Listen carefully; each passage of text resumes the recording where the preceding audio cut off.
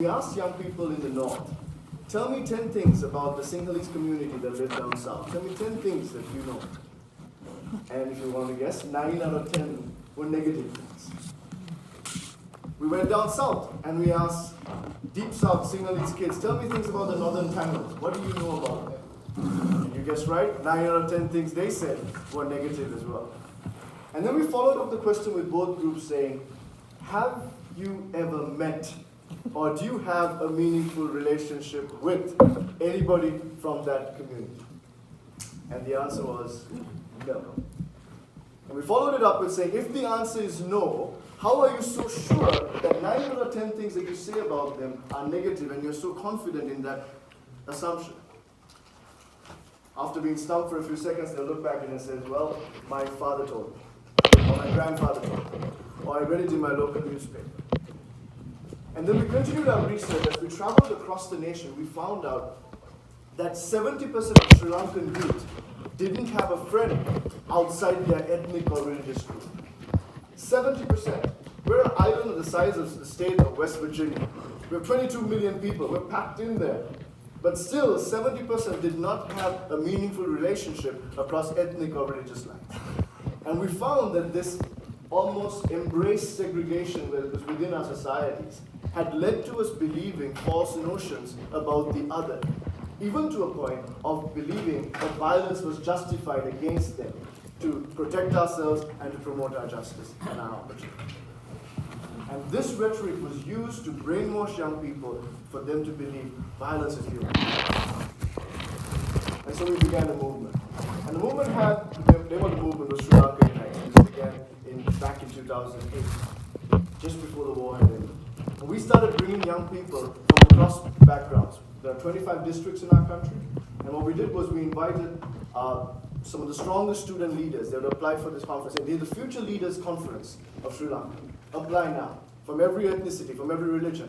So we had 500 student leaders from all the 25 districts, representing every religion, representing every ethnicity, coming together for this gathering. And as they were together, the amazing thing was, like I mentioned, 70% of them had never met or never had interaction with the supposed enemy.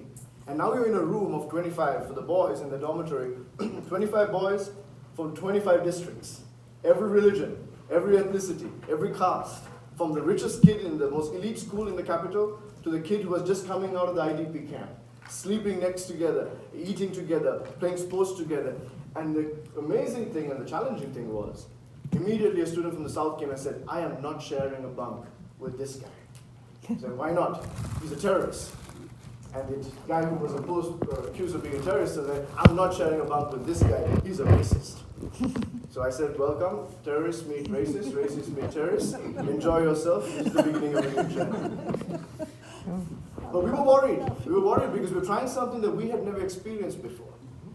And as we were doing, we were wondering, if these kids, they were exposed to so much violence, if they became violent with each other, next day's headlines could be, Reconciliation Conference begins with a bang. Violence erupts. But we had mentors there, we had trained ourselves, we trained our team how to have meaningful conversations, how to infuse civility into a country that hadn't experienced anything but civility. And so in the midst of that, we started seeing that the inherited prejudice was overcome by real life experience and the tangible connection with the other. I'll say that again, inherited prejudice can be overcome by real life experiences. Towards the end of the conference, I'll never forget the very two boys who came and said they don't want to room together. They were arm in arm and they came and said, they were crying, we don't want to leave. I said, what do you mean you don't want to leave? You got to go back, you're done. And he says, well, I thought these guys were monsters. I thought they were enemies. My uncle was in the army, he died in the war, and I thought I'm going to take revenge on all these people one day. On the other side, my was fighting for the rebel group, my father was fighting, he died, and I hated them with all my. But I realized that these are not monsters. They're just like me. And together we can do much more than apart. After 3 decades of violence, our nation accomplished nothing for each other. We slumped into poverty. We slumped into further corruption.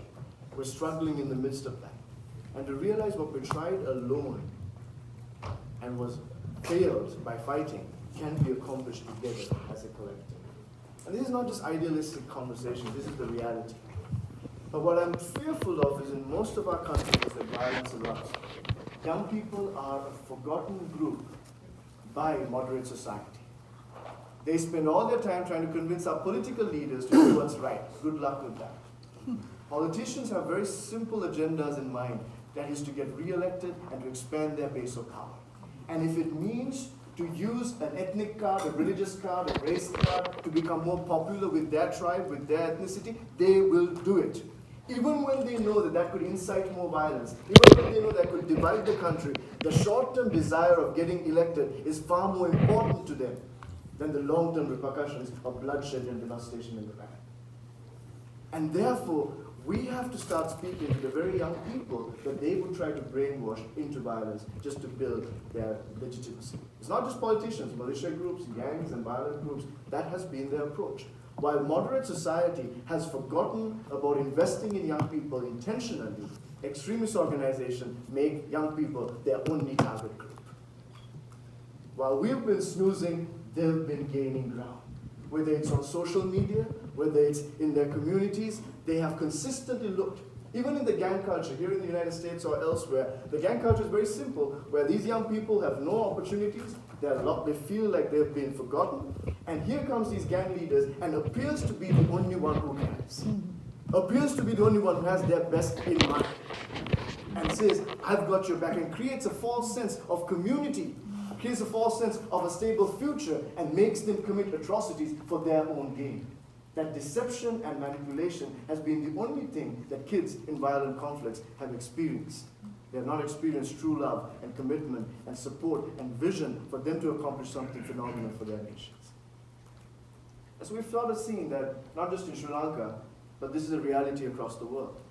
And today we've established this movement as registered here in the United States as a nonprofit named Global Unites. And we're engaged in 9 countries, from Afghanistan to the Democratic Republic of Congo, to Uganda, to Kenya, to Liberia, to Colombia. So these countries, we are realizing there are a few similar patterns when you look at it. There is an extremely large population of young people. So these are our countries of engagement. We are in our 11th year of operation, but 50 internationally, 11th year in Sri Lanka. In Sri Lanka today, we have over 20,000 youth members from all districts of the country, from every religion, from every ethnicity. Recently, the Commonwealth named our movement one of the top 20 movements in the Commonwealth region. And we were highlighted as one of the top 8. And they're realizing, impacting in the youth, giving them ownership, letting them see, not just a ceremonial, feel-good, kumbaya moment, but giving them more than that, of very clear strategies of how they can transform their society. They get the job done. Because they don't have an agenda of getting re-elected. They don't have an agenda of making more money. They have an agenda of seeing their future secured. And that's one of the beauties, and I was very interested when I was invited by Dr.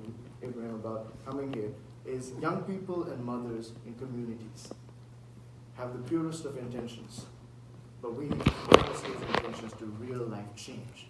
Not just an emotional, heartfelt, good feel-good factor, but how do we convert that momentum to transform our societies? That's what this is all about. So here's why we have assumed to take more responsibility with youth. I'll quickly run through this. Number one, 43% of the world's population is under the age of 24. Can I say that again? 43% under the age of 24. Okay? But out of that 43%, out of all the 24-year-olds in this entire world, 90% of them live in the developing world. 90% of those in this world under the age of 24 live in my part of the world, live in most of your countries. And it's a high proportion of them also live in countries of conflict. Countries recovering from not just developing, but countries of conflict. Let me explain. Afghanistan has 70% of their population is under the age of 24. I said Afghanistan alone, 70% is under the age of 24. You're privileged to meet an older person in Afghanistan because most of the time it's young people. In Uganda, 70% under the age of 24. In Congo, 62%, Liberia, 63%, Sri Lanka, 49%. These are huge, staggering numbers, and you don't like what the country looks like right now, there is hope, because more than 50% of their country is still learning what the country could look like. And that is why we need to engage. That is why we cannot snooze and forget about the young people, but engage them, not ceremonially, not patronizing them, not just saying, oh, be good, let's go the future, all these, sound bites that have now been overused and underutilized, well, overutilized, and haven't really seen the product of it. How do we get to them and show them clear strategies of what they can do? That's our number one why. Our second why is 7.5 million people have died in the last 15 years in the 9 countries that we work in. 7.5 million people. And 60% of those who died are under the age of 24. During that same time, I could have joined violent extremism in my country. I could have been one of those numbers. But I was privileged to have role models and people in my life who told me, no, that was not the way. I was privileged to meet people across ethnic lines and fight for their justice and their equality as much as I fight for mine, non-violently.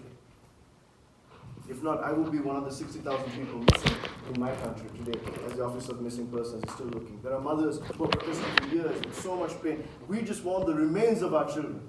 Is that the reality we want? Well, we have lived our lives in the last decade and a half. 7.5 million people died in senseless violence and war. That's why we have to engage. Also, we believe that organic, homegrown solutions are the key, and I'll quickly run through this as well. Many nations, when they're in the midst of crisis, their solutions come from the developed Western privileged world. And there's this one-size-fits-all mentality that has come in, and the locals have not embraced these approaches. So, this worked in this country, and here it is, copy-paste, change the country's name, here's $1 million, get this job done, you'll be fine. Did it really work in that country? No evidence to suggest that, but we did it and we got the money for it, so we'll do it here. And so the locals are being told these solutions, and they're saying, well, I know this won't work. This is not culturally contextualized. This doesn't understand the realities and the ebbs and flows of our country. It's conflict. But yet, my idea has $0, your idea has $1 million, let's do yours because I need a job. And as a result, billions are spent, no solutions, and people have no ownership of their own change. And that's one of the fundamentals, not just working with young people, but letting them come up with solutions. Giving them an environment where they can dream, and they can strategize, and they can change things from the bottom up. I'll quickly share a suggestion. One of our teams in Kenya, the Kenya Unites team, they did a trip with various tribes across the entire nation. It was like a peace caravan, speaking from school to school.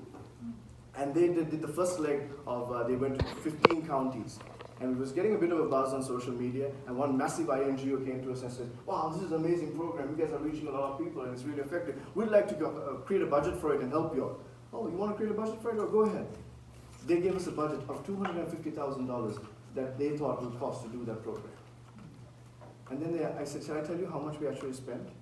$2,000. Why? Because it's the ownership of the local people. This is our cause. This is our country. We have to do it. When we give young people, they were sleeping in school halls, they were taking public transportation, they were eating at people's houses. But think, this is our country, this is ours. Then there's ownership. There's results. The government of Kenya, the Ministry of National Cohesion, have tried reconciliation initiatives, and they have only engaged in 12 counties so far. The Kenya Unites movement, a youth grassroots movement, they just finished 42 counties to come together from across the nation. And the Ministry of Education endorsed it and said, this is a better approach. Young people have the capacity. It's not just the feel-good